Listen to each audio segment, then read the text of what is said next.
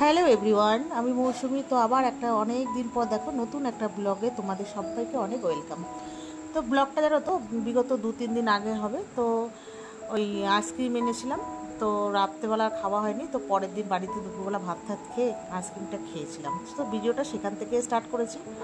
তো খাওয়া দাওয়া করে তারপরে ছিল ফ্রাইডে পরের দিন, আর সেদিন আর ওইটুখানি ভিডিও আর কিছু করা হয়নি। তো পরের দিন ফ্রাইডে চলে এসেছিলাম মার বাড়িতে। তো এখানে আর কি দুপুরে খাওয়া দাওয়া করবো, আর রাতে একটু মাংস রান্না হবে, সেই জন্য ভাইকে বলেছিলাম মাংস আনতে। তো বললাম যে আমার বাড়িতে আনতে হবে না, তো মার বাড়িতে রাখ, আবার ওখানেই তাহলে রান্না করবো, তো সবাই মিলে খাওয়া দাওয়া করবো।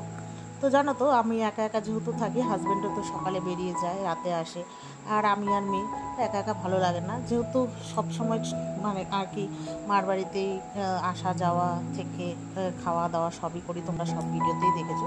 তো সেই জন্য ভাবলাম তো ওখানেই করব, সবাই মিলে খাওয়া দাওয়া করবো আর কি রাতে। তো সেই জন্য চলে এসেছিলাম মার বাড়িতে। তো এসে মা দুপুরে সেরমভাবে কিছুই রান্না করেনি, বলেছিলাম বেশি কিছু রান্না করবো না, ডাল তারপরে সবজি টবজি দিয়ে নিরামিষ তরকারি টরকারি এইসব করেছিল।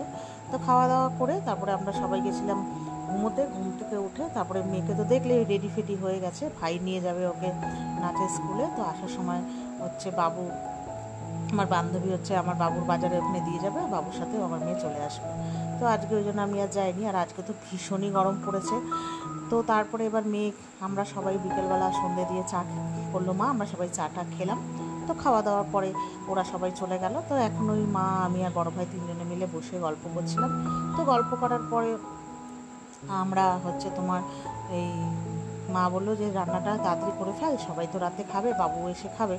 তো আমি বললাম ঠিকই। তো আমি বললাম জলে মানে রান্না করতে করতে হচ্ছে তো গল্প করা যাবে না, তো মাংসটা তো প্রথমে ভাজবো। দুপুরবেলায় ভাত খাওয়ার পরে ম্যারিনেশন করে রেখেছিল হচ্ছে নুন, লঙ্কা, আদা রসুন বাটা, ঠিক আছে, আর গোলমরিচ গুঁড়ো দিয়ে। তো ম্যারিনেশন করে রাখার ফলে মাংসটা অনেকটাই সফট হয়ে গেছিলো। তো মাকে বললাম তো মাংসটা ম্যারিনেশন করে রাখো, আমি পরে করবো। তো পরে বলতে ওই বিকেল 8টার দিকে, মানে রাত 8টার দিকে করেছিলাম।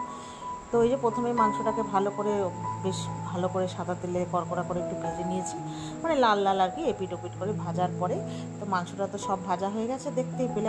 আর ভাজার পরে ওই কড়াইটার অবস্থাটা দেখো।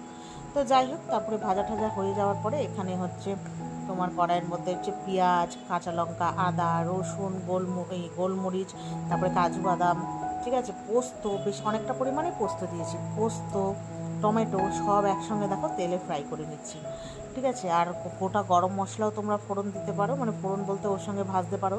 আর যারা ঝাল খাবে সেই বুঝে কাঁচা লঙ্কা, শুকনো লঙ্কা দিতে পারো, ঠিক আছে। তো এগুলোকে প্রথমে আমি দেখো একটু তেলে ফ্রাই করে পরে একটুখানি জল দিয়ে একটু সেদ্ধ করে নেব, তাহলে কী হবে তো পেস্টটা না বেশ ভালো, এমনি তেলে করলেও হয় আর একটু জল দিয়ে করলে বেশ ভালো হয়। তো আমার এটা ভাজা ভাজা হয়ে গেছে, তো এখানে ঠান্ডা করতে দিয়েছি। আর মাকে বললাম না প্রচণ্ডই মানে খিদে পেয়ে গেছে, মাকে বললাম এখন আর কিছু তো খাওয়া যাবে না, তা তুমি হচ্ছে ও মুড়ি আর চানাচুর আমি একটু খেয়েছিলাম, আর একটু চায়ের নেশা যেহেতু, তো মাকে বললাম একটু চা করো। তো মা চা করেছে, তো আমরা আবার চা খেলাম আর মাংসটা রান্না করলাম।